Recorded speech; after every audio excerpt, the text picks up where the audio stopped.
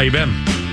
I'm good. I'm kind of tired. How have you been? Pretty well, thank you. How are you holding up this stage of Vikings training camp? The heat and the humidity. Lots of writing at the Old Athletic and theathletic.com. Lots of tweeting at Alec_Lewis. This generally is the time where minds and bodies start to get tired for a lot of different people. And good morning. Hey, good morning. I did some pre-training camp prep. I was out there running in Alabama on the hills of the humidity in Anniston. I knew what was forthcoming. And so I put in the work pre-training camp to get my body right and prepared. I knew it was a big training camp for me. It's my second full training camp. I started my first year after training camp. So it's been good. It's hot. But, it's not going to slow down. I made my 2-week plan last night laying in bed at 11:30. I'm like, okay, I've got this day story, this. I think I'm writing every day for the next 2 weeks. And I'm happy about it. I've got a lot of stuff I'm working on that I'm very excited about. And so while I am tired, like I started, and good morning, I'm feeling good. All right. Well, we have crafted something new for you. And I came up with the idea. Good. I foisted it upon the producer.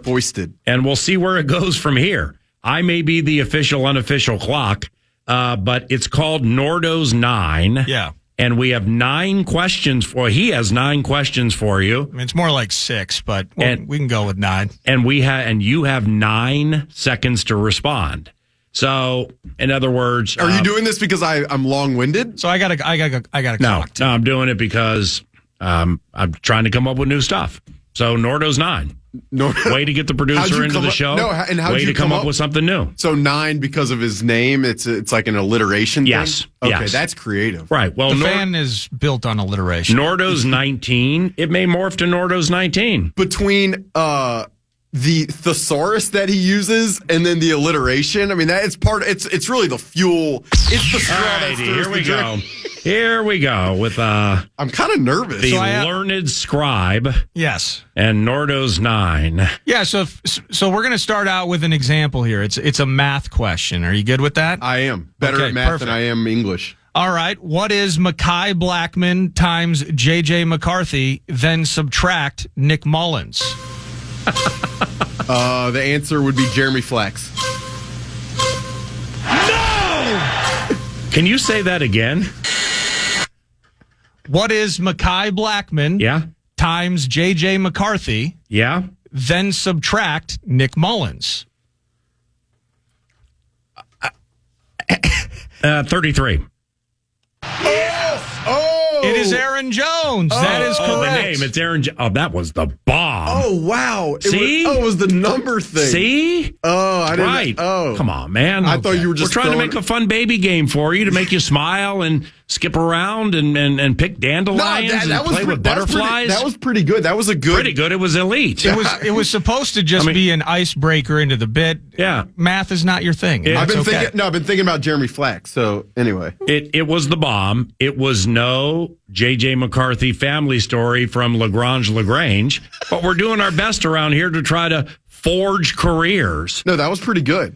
Okay, let's get to this. So, speaking of Aaron Jones. Is this number 1 of North? Oh, okay. This is number 1. Okay, good. Now, good. Ice has been broken. People have been confused, but we're going to bring it back. Do you have the buzzer and the other bit? Yeah, I got the whole thing. Thank you. All right, here's the deal. Aaron Jones, Ty Chandler timeshare. What's the percentage on that? I'm so confused. 65? I don't know. What? I don't understand the game. All right. We're going to start over. Do that with me. All right. Aaron Jones, Ty Chandler timeshare. What's the percentage on that? It's an impossible question to answer. I have no idea. It's Aaron will play more than Ty. I just wanted quick takes. Yes. Okay. Do we have to reset this again? But how can one answer that question when there's been nothing established as a timeshare between the two? Well, okay. Aaron's 1, Ty's 2. Aaron's 1, Ty's 2. That could be the answer. That very much. You have 9 seconds to offer an opinion. Yeah. All right, what's next? Okay, this is going incredibly well. The question wasn't great, and it's okay the question wasn't great. No, it was a good question fine. Because the point is that to give someone 9 seconds to talk about something. I asked Softy about preseason games the other day. Okay? Ain't nobody throwing no hitters here, and we're fine. No, I understand. But so I am not looking for right or wrong answers. Yeah. These questions are merely a tee upon which a ball sits, and then you have 9 seconds to hit it. Yeah, and I'm like the little kid who's just swinging over the ball. You're like, buddy, just swing straight or hit the ball. Yeah. All right. Number 2. Okay, here we go. Let's try this. 9 seconds, 9 seconds, Alec. All right. Hopefully. Do you see a natural athleticism from J.J. McCarthy in the pocket that Kirk may not have had? 9 seconds. Yes. Give us more. No, he's looked very athletic. He scampered to the left yesterday, made it out of bounds. It was impressive. Excellent. That's how you play the game. Wow. Right. Yes. Let's not take everything so personally. No, let's have fun. Good Lord. It's radio. It's not life and death. He did move out of the pocket yesterday to the left, and I think Josh Metellus closed on him, and he was really closing fast. Yeah. And I know this is not in the 9 seconds. No, it's the essence of the game. The 9 seconds starts it. Then you get into conversation. But at least it's new. I was very concerned. I was like, if Josh Metellus hits him right now, I'm gonna throw my reporter's notebook in the air. It was stressful. No, JJ's. I mean, everything about JJ has been above what I think I even hoped for in this training camp so far. Mm-hmm. But yeah, the athleticism is included in that mix. Excellent. And good morning. And that's how the game was supposed to be executed, in my estimation. The undrafted UCLA cat Gabriel Murphy have a chance on this team? Yeah, I think so. Kevin O'Connell shouted him out the other day. I personally haven't seen a ton of crazy flashes, but Kevin's mentioning of him to me was important. Yes! Okay. That's how we play the game. There we go. Oh, man. All right, now every question I've asked Kevin O'Connell for pregame interviews in the history of my relationship with him have been great. They've been fine. Every single question's been fine. I've never made a mistake. That is exactly how you play the game. So now it leads to edge. We have Dallas Turner, Jonathan Grenard. We have Patrick Jones. We have Gabriel Murphy. Jahad Ward, who was running yesterday. He might be a lot of 2 and 3. He is one of the biggest humans I've ever seen in person. Right. I don't know what his height weight says. Right. But you know how like some people are just bigger? Yeah. I mean, that's maybe the dumbest thing I've ever said. Well, like when I was... Jahad Ward, he is literally, he wears number 52. Mm-hmm. He is a massive human being. I haven't talked to him, but if I do, it will feel like, I just think about like the Game of Thrones and guys like, and people in that show talking to like a dragon. That's how it would, I think he's that big. This guy is massive. He's the mountain in your Tyrion? Exactly. Mountain, that's what I was trying to think of. I would not be surprised to see him in a little bit of the 5 technique over the guard and like a 5 down front. Wow. Where you're guaranteeing he makes the team. Jahad Ward, no questions asked. Okay. 100%. Really? Oh, what about Owen Porter? He's looked pretty good. Owen Porter's looked pretty good. You like Owen Porter. You brought Owen Porter up to me in February, and I think I was rookie camp. I think I was more thrown off then than I am in the Nordos 9. No, it was rookie camp. It was just you are an expert on the gate, on somebody's gate. Like no, that's you. That was from a tweet that you had the other day. What did I say? I liked Porter's gate. So I didn't. Marshall kid, we'll see what happens. All right, what's next? Here's Byron Murphy on the defensive backs room. Definitely just sticking with our guys. Whoever comes in, we're going to come in and welcome them. But right now, the guys in our room, we're just sticking to the game plan, sticking with each other, obviously coming out here and just getting to work every single day. We heard about Fabian Moreau joining the team. The question is there a corner standing out thus far? Yes. Fabian Moreau kind of stood out yesterday, his first practice with the team, and he was he was out there with the ones, and he was pretty good. So that's my answer. Okay, wow. Fabian Moreau. Well, yeah, but they can't possibly be that stuck at corner where your 9-second response in Nordo's 9, any corners looking good? Well, yeah, Fabian Moreau just got here yesterday, and that's my response. I mean, you said they can't possibly be that stuck. I mean, he brought his luggage to the facility.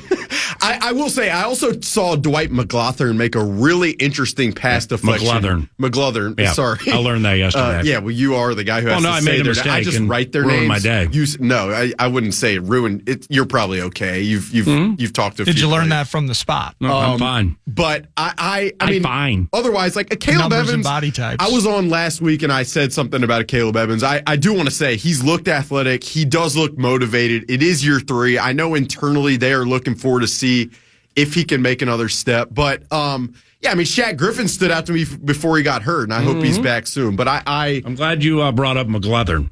He's sneaky. He's it. I mean, from a body type standpoint, it's what you want in an outside cornerback, and then he has a relationship with Durante Jones from their time at LSU. Yep. And I think from a football awareness, intelligence, ability to read stuff on the field, I think he has that. And I've watched him after practice working with guys, so I'm very intrigued by him. Duke Shelley stood out to me yesterday too. The Duke, he deserves a shout out. But yeah, that position group, I would just love to see a guy like Stephon Gilmore be brought in here. Really, I would. Okay. Harrison Phillips played a career high in snaps last year. Still depth questions maybe on the interior. Last year of his deal, is he absolutely a guy the team is thinking about bringing back? I would think so, both from a production in the run game and a leadership perspective. So that's what I would say. And PA's laughing at me. So I thought it was a great question. There we go. I thought it was a great question. And you left time on the table. It was that easy. Right. Productivity. I really think y'all leadership. are using this as a but this guy's so long-winded. No, it's not. How can we get this kid to just shut up? That's not it at all. No, I know. It's multi-layered production questions, not me talking. Blah blah blah. It's multi-layered. Okay. With Phillips, this role right here has tentacles, and this is part of the tentacle. With Phillips, I have been thinking about this. Like, we always, not even we, but like a lot of fans always say to me, it's like, they need an interior defensive lineman.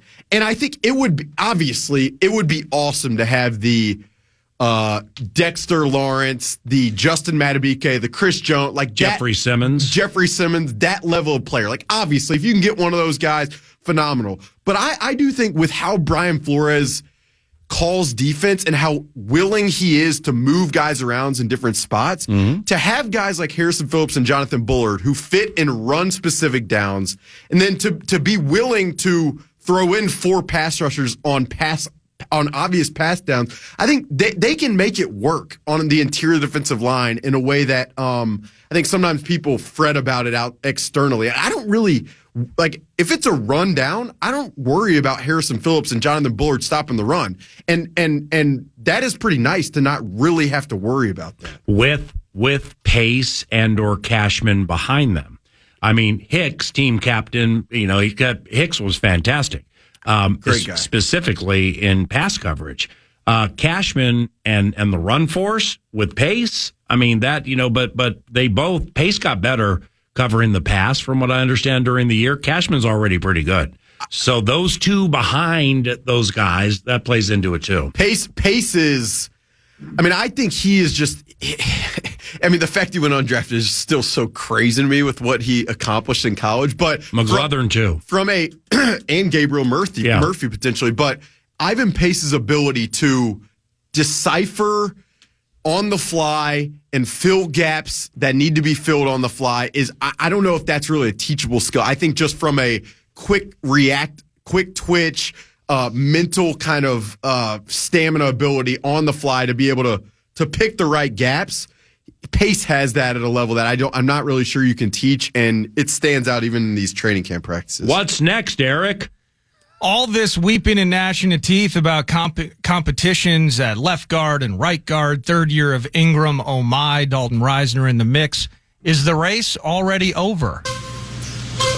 I want to see it against other competition before I say yes, but Brandell looks big, strong, and solid thus far. What about the right guard spot? Who do you make favored? Ed Ingram right now is the favorite, yep. But I'm less confident there than I am with Blake Brandell right now. Yep, like it. And all you do is hit the post. Like it. That's probably a little bit of a bold. I don't know, like if what people will think of me saying that, but I mean, Blake Brandel he's massive, and I watched Ed Ingram yesterday in one-on-ones, and these are one-on-ones, so it's not the real thing. But I think Ed Ingram, you're no longer, at least this isn't me talking to people internally, but you're no longer with him in the spot where like we need him to continue to play to develop. This is year 3. Like if he's not going to get the job done, then it's just not. But I will say you got to give the front office and the coaching staff and the offensive line room credit for the depth they've built at that spot. In the event of injuries, given you have a Dan Feeney and a Dalton Reisner behind those two guys, if those two guys are starting, if there are injuries, I think you don't have to just totally alter your offense in a way that maybe last year or 2 years ago they might have. And so I do think that's been like a quiet, sneaky thing they've done and been intentional about doing is just enhancing the depth both on the interior and in that room as a whole. Well said. Who leads the team in sacks in 2024? Grenard. That's all he needs to say. It. Okay. Grenard it is. Grenard, it looks. He's really fast. I watched he's fast, but I watched a one-on-one yesterday where he lines up across from Christian Darrisaw. And I'm thinking, this is going to be pretty interesting. Darrisaw's pretty good. You guys know Darrisaw's pretty good. Yeah. And he's maybe the strongest. I mean, he makes it look so easy. Yep. And Grenard just explodes off the line, bull rushes in his chest, knocks Darrisaw back, and it would have been a sack. And I was like, wow. Yeah. Like, I did not expect him to have that. And this is not a knock on Darrisaw. It was Darrisaw, you could tell after he was talking to Brian, it was almost like, holy cow, this guy Grenard's good. And if you talk to Grenard, his awareness of the technical aspects of pass rushing kind of blows me away. There's a reason they went out and got him and paid him what they did. Now, the injury history is what it is, but if this guy stays healthy, that's my answer, and I don't hesitate for a second. I'd go with Dallas Turner, and here's why. Interesting. Because I believe that Grenard will get more attention early in the year. Because he got a lot of attention last year after he took off.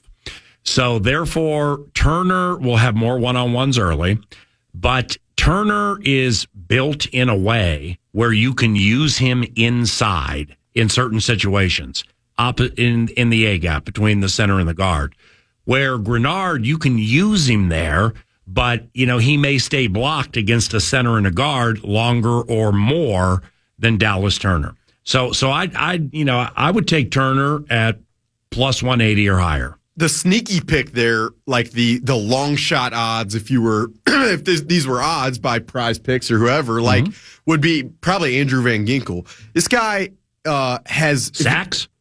I know. I'm telling you. But in the last, I said it's a long shot odds. Yeah. He might lead the team in interceptions. He has like a top 15 pressure rate in the NFL over the last 2 years from a pass rusher standpoint. Now, he hasn't rushed the passer as much as other guys, and the injury history with him is a factor too. But I don't know if he gets enough credit nationally and even locally here for just his skill set as a pass rusher. Jeez. He's also capable of dropping in coverage, which is part of the reason they signed him as well. Where are we on the 9? We got 2 more for you. This one in particular, quarterback related. Has camp changed your mind at all yet on what we expect to see in the timeline for J.J. McCarthy playing in games that count? Love it. Not really. No, I don't think really. And that'll be my answer until the beeper goes, and then I'll expound on that. That's fine. But no, not really. Mine either, but it's changing. I mean, it's not. It's like I said early in the show. The favored trifecta is Darnold starts, Mullins backs up, and JJ's the third quarterback. That's still the favored trifecta. He's just, and you're seeing more than me, but you're seeing some of the same things I'm seeing, or perhaps maybe talking to the same people I'm talking to. He's really jumping out of his skin right now in a lot of different ways with the way he's handling things that are wrong, the humility with which he handles things that are going well. And he's really earning the respect of a lot of teammates for just a lot of different things, So it's like if I thought it was 98% Darnold starts against the Giants, it's a little less, but still, JJ's opening eyes. Well, I think you hit the perfect note right there. To me, like Kevin O'Connell is going to do what's best ultimately for J.J. McCarthy's long-term development. But he's also going to be very aware of what the locker room thinks, right, and how the players in there feel. And you can't really fake that. Like if the players rally around a certain guy, you can understand that, you can feel that, and so I think that will ultimately be a factor. And I also think like it is important to mention that while J.J. McCarthy, from a mechanic standpoint, from a throwing standpoint, from an on-the-field, from what we've seen thus far standpoint, it's been really impressive. But this offense is complicated, and there are hurdles in terms of both learning the verbiage that comes with this offense and reading defenses on a full-time basis. So that, to me, both you're garnering the respect and learning the intricacies of the offense, those are the two big hurdles to me more than anything else. Like yesterday, they bring a cornerback from the nickel. He identifies it quickly, feathers the ball perfectly to the corner in the end zone, fist pumps afterward. Hell of a read, hell of a throw. Was that the Lucky Jackson play? I believe so. Yeah. He knew it was a good play. Everyone knew it was a good play. And the teammate, like, the teammates are like impressive. Yep. But I still think just ultimately, like, I expect Kevin O'Connell to be mindful of it. It's so easy externally to get ahead of yourselves. And I think he has the experience, this head coach does, of knowing that ultimately you think long-term with this thing, as hard as it may be from us outside. All right, last one, Nordo's 9. Explain the entirety of the new kickoff rule. Go. So I told Kevin Seifert yesterday that I was going to spend 2.5 hours today reading and watching about the kickoff, and I haven't done that yet. Yeah. It is. I listened to Matt Daniels talk about it. Yep. He's talking about 2 kick returners, 1 kick returner, recovering the ball, placing kicks, potentially a position player kicking, so you have an extra tackler, using more starter. Like, How about when he said, "Oh, and by the way, when there is a roughing the kicker, it's assessed on the kickoff." What happens there? Well, I mean, I'm like, what? Do they really not know? It is literally, I need to spend 2.5 hours watching and reading about it today. That was literally come 3:30 p.m. If you come to my apartment near St. Anthony, Maine, you will see Alec Lewis reading about the new kickoff. Whether it is enjoyable, unenjoyable, boring, whatever, that is my task for the day. So I don't want to. You can ask me that next week in the Nordo's 9, and I'll give it to you if that's okay. That's Alec Lewis, The Athletic, theathletic.com, and this is 9 to noon. Man.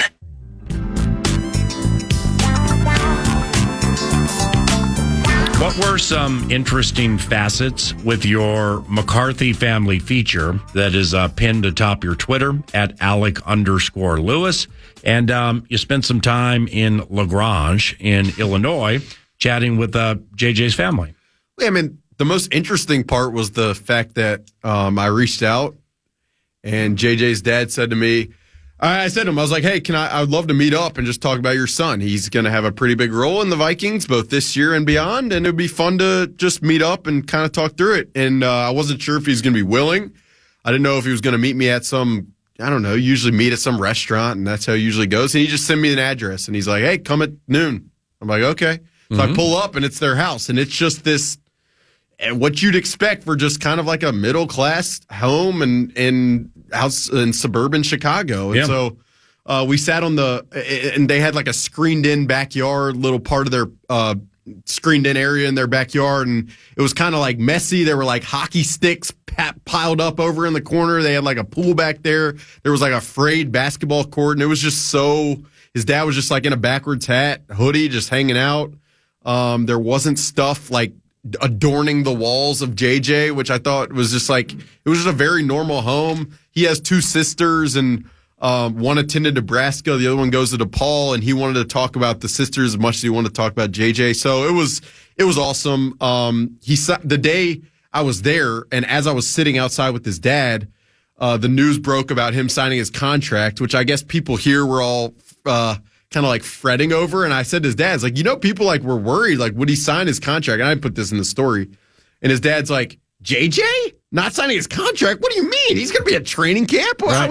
I just moved him up into this new house. He's ready to go. Just a very normal, like, proud dad and proud family. So it was very fun to meet him. And I know they're very excited for JJ that he is in this environment. So, did they go down the road, on or off the record, into his freshman year in high school?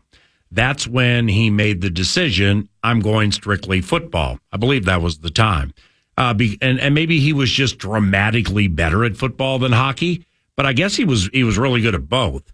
But I think McCarthy made the decision into high school, it's only going to be one. Was that, I'd prefer to be great at one than good at both? I think so. I do remember Jim, his dad, telling me that Megan, his wife, JJ's mom, was like tearing up like every night for 2 weeks after that because she was a former figure skater. I don't know if she was like a competitive figure skater, JJ's mom, and loved the fact that he played hockey. And I think like he used to, on their little basketball court in the backyard, I think they used to bubble that up and he would just practice out there with hockey sticks on this like pavement at all times. And he loved it. Like Gretzky is still, like, I think for him, maybe his favorite athlete, one of them without question. And so, you could, there were still, I'm telling you, 7 hockey sticks piled up in this indoor backyard. Like the remnants of that life for him are still very much present. And so when we see him, I'm sure as we will this fall at Wild Games, probably he'll chug a beer at the get whatever on the jumbo. He'll do the let's play hockey. I think he will absolutely like eat that up, eat up the Wild scene, eat up the hockey scene here, be at the state tournament. Like I really think he will enjoy, not just do it because it's like a cool branding thing, like do it because he loves hockey. Which is cool. When he starts playing full time, I mean, he I believe is going to be immensely popular. I think polarizing and popular, but I think people, if you look back to the way he handled some situations in Michigan, now he won almost every game. But there were some situations, where he was pressed on things and he just comes at almost everything with humility. Like that Friday press conference when he was talking about, I was at a boarding school, the pandemic hit, I went into a depression, a lot of anxiety. This helped me through it. He has an openness to him that comes through no matter if they win or lose, that's authentic. And it's really impressive. Well, around the draft, after they picked him, the phrase that everyone used, like literally 7 people, they continued to say, the kid has such emotional awareness, high EQ, emotional awareness. I'm like, Did they just come in a boardroom and script, all right, we're going to talk about his emotional awareness. But like you listen to him talk at the podium, you watch him interact like I did with Aaron Jones' son the other day.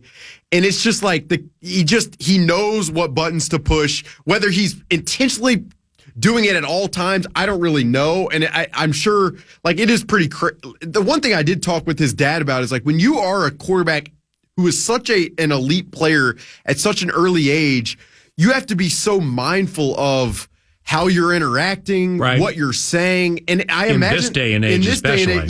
So, and I imagine that takes a toll, but for him to have navigated the way he has, even early on here in Minnesota, navigated the situation the way he has. I mean, to your point, like, I think a lot of kids look at him and are like, this dude is, I mean, it's charisma, aura, whatever you want to say, but it's pretty obvious that he has it. And I think it's pretty obvious, too, that, like, teammates see that. And that's an important aspect of this thing, too. So you watch pretty much, if not every throw and every play, specifically when it's ones-on-ones right in front of the stands.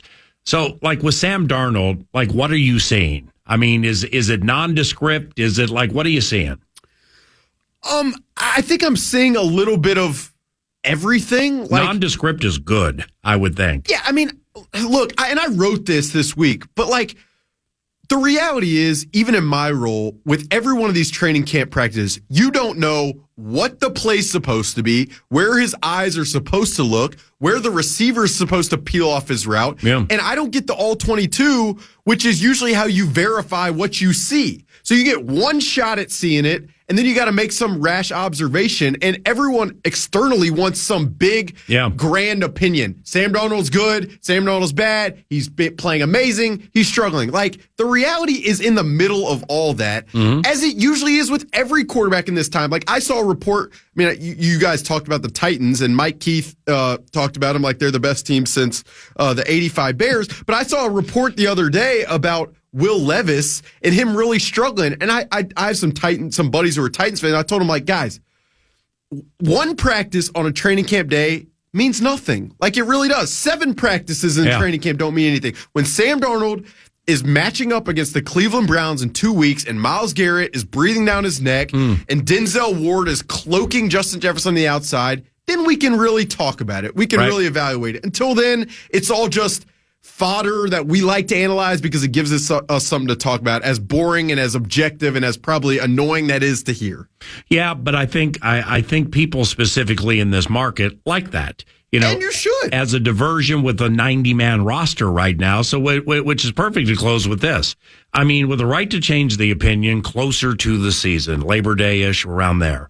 Why? And we've gone over some wild card names to make the team. Gabriel Murphy, yes. Yeah. Owen Porter, maybe. And McGlothern. Those were the 3 that I wrote down. Would there be anybody else? I mean, I don't know who really, who exists as a wild card. Like Jonah Williams, the defensive lineman. Not a wild card. Okay. So no, played too many games in years, KOC tie. But like Fabian Moreau. Oh, yeah. All right, 3-2. The island of Fabian Moreau. He rolls in here, and at walkthrough, he's on the side. In the practice, he's with the ones a little bit, according to you. Well, that's quite the rapid ascension. I mean, yeah, but he is as experienced as anybody that is currently healthy other than Byron Murphy Jr. So it makes sense. I mean, other guys' names, I don't know. I mean, I think like Walter Rouse, I'd expect him to make it. Yeah. Juergens, I think they like him and they like what he's capable of in the interior. I mean, the tight ends, we'll see with Tunyon in terms of like what the situation is. What about Thayer Thomas? Thayer Thomas is probably borderline for me. I know they really like him, and you watch him and you see... It would be WR5. Sure. Like, Kene Nwangwu, I expect him to be on the team. Any running back after that, I'm not totally sure.